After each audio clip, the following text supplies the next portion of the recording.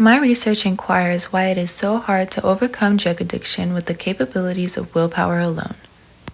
I argue that drug addiction is a chronic brain disease that impacts the brain functions in such ways that promote emotional, physical, and behavioral cycles of drug usage and dependency. I became interested in this topic because drug addiction is a widespread issue that affects people from all walks of life. It's common for you to know someone who is struggling with addiction, or you can struggle with addiction yourself. What makes this issue even harder to deal with is that the path to recovery can seem like a distressing and downward spiral for many. My initial thoughts were, how could I better understand the cycle of addiction and recovery, and I hope to find what complications it causes beyond what the eye could see or beyond what's obvious to the observer. The first piece of evidence I found is that addiction interferes with the brain's reward circuit, which is a brain region responsible for regulating pleasure from natural rewards such as sleeping or eating.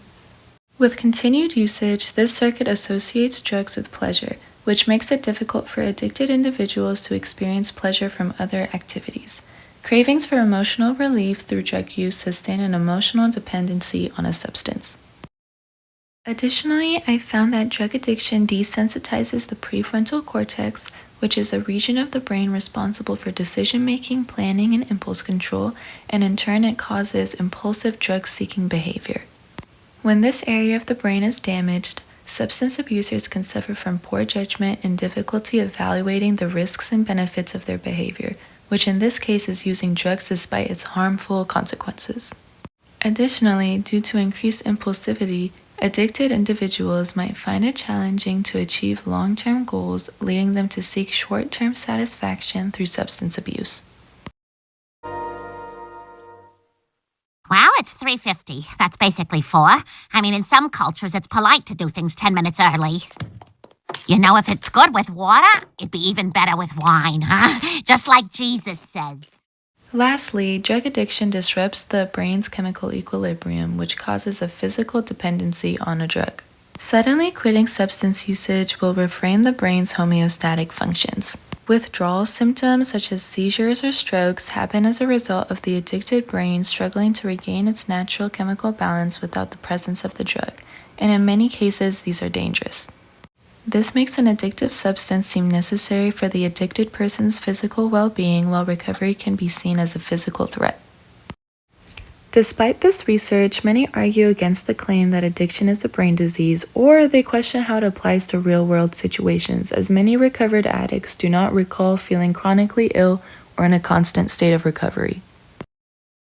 However, similar to other mental conditions, symptoms of addiction can go into suspension or lessen over time, but they never completely disappear even after years of sobriety.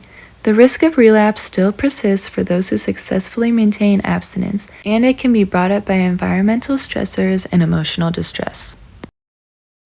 I recognize that addiction is a controversial topic, and it's understandable that many blame addiction on an individual's moral failing, as it does stem from the initial choice to use a drug. But once the brain is addicted, it transcends beyond the conscious decision to abuse drugs, as it involves a complex interplay between neurobiological, mental, physical, and behavioral factors.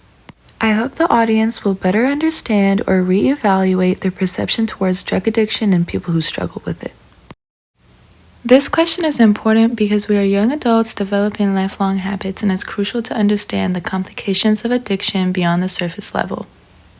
I know there's probably people in this room who keep buying vapes even though they said they were going to quit 2 weeks ago, or they're trying to ease up on some college drinking. So this question is important for people struggling with addiction or their support groups, as the path towards recovery may not be a simple one. Acknowledging that substance addiction is a chronic mental condition will help advocate for empathetic, effective, and science-based advances towards recovery, and this will create an environment that inspires healing for both the addicted individuals and their support groups.